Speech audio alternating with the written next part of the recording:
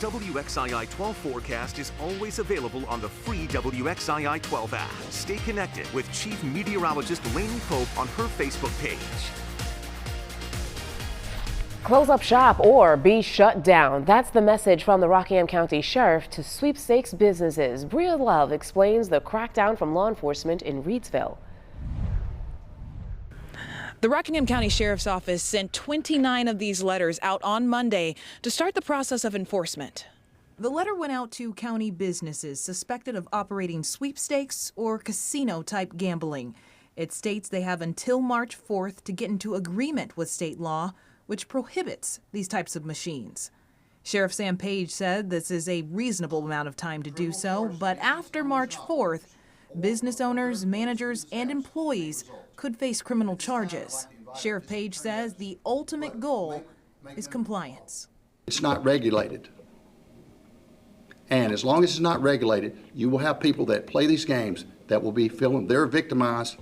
And our job is to protect the public, follow the law, and that's what we're going to do. The sheriff says anyone who is in favor or opposing of this should contact their state representative. Reporting in Rockingham County, Bria Love, WXII 12 News.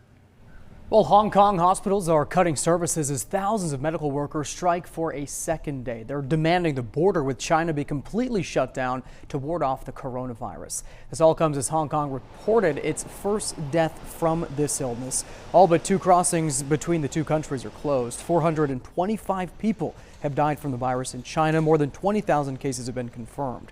So far, only 11 cases have been confirmed in the United States. American Airlines says it is suspending flights to Hong Kong amid the outbreak.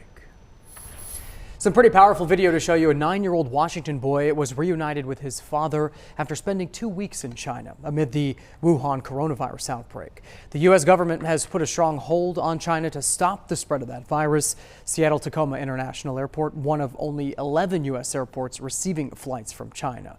The boy, Daniel, was one of the passengers who arrived home Monday and passed through the airport's coronavirus screening with his mother. Daniel's mother is from China, and the two had flown there in mid-January to spend some time with their family. Here's a live look for you right now at I-40 at NC 68 in Greensboro. No delays to report in this area. Thankfully, things look good out there right now. Kind of on a cloudy day, though. Man, oh man. A nice spring day yesterday. It was quite perfect. Oh yeah, we had the sunshine and the warm weather. Yeah. Today, it's actually not terribly cool, but the clouds, they do make a difference, don't they? There's even a little bit of rain around too, and yes, that's a sign of things to come. Even more rain, and probably too much rain by the time the storm systems actually move out early Friday. You're looking at Ennis and eastern Allegheny County, where you still have a little bit of wet road out there, but it's been drying out this afternoon. We've got a little more rain though coming in. Skies have stayed gray. They will be cloudy tonight. We're looking at spring-like temperatures continuing this week. Rain and thunderstorms. Yeah, like spring as well. We do have a flash flooding concern as we're looking at some 2 to maybe as much as 4 inches of rain in our forecast. Now the temperatures, they look good, right? 64 in Lexington, Danville, 63 in Martinsville, and we've got 50s in the mountains right now. A little bit of light rain pushing into the Triad, a few sprinkles. It's a little heavier as you go up 52 Pilot Mountain, Mount Airy, all the way up to Hillsville. Also some moderate showers from Wilkesboro toward Elkin, Yadkinville, Boonville, lighter sprinkles from High Point back to Lexington and Moxville. This little batch is going to be moving through over the next couple of hours. So for the later evening hours, we don't look for a whole lot of real measurable rain. Just a spotty shower later on this evening, and then overnight also fairly dry with just a spotty shower chance tomorrow morning with really comfortable temperatures. They're going to be in the low to mid 50s as we start the day on Wednesday. Scattered showers are in the forecast Wednesday. Most of the rain comes in from lunchtime into the afternoon. There will be some showers around in the late morning. About a half of an inch of rain tomorrow. So the rain's not expected to be all that heavy tomorrow.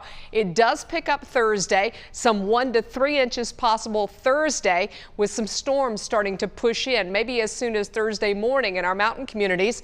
Then Thursday afternoon and Thursday night, heavy rain with additional 1 to maybe as much as 2 inches of rain. And there's also the risk for severe thunderstorms during the day Thursday and Thursday evening in the Triad. So we've got this storm system kind of lined up. It's a slow moving cold front, so we'll see waves of moisture along it.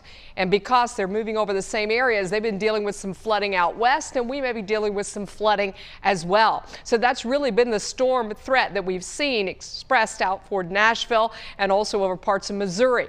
Nothing real severe, but as the storm system continues to move to the east, we look for more storms to develop, potentially with wind, maybe even isolated tornadoes, Mississippi, Alabama tomorrow, and then spreading our way. I'll talk about that in a second.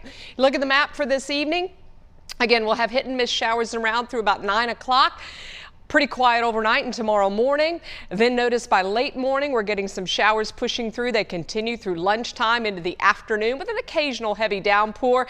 As far as rainfall goes, the heaviest waits to come in Wednesday night and into the day on Thursday. So rainfall totals should be close to a quarter, maybe a half of an inch across our area. Then we're going to add to that Wednesday night and Thursday.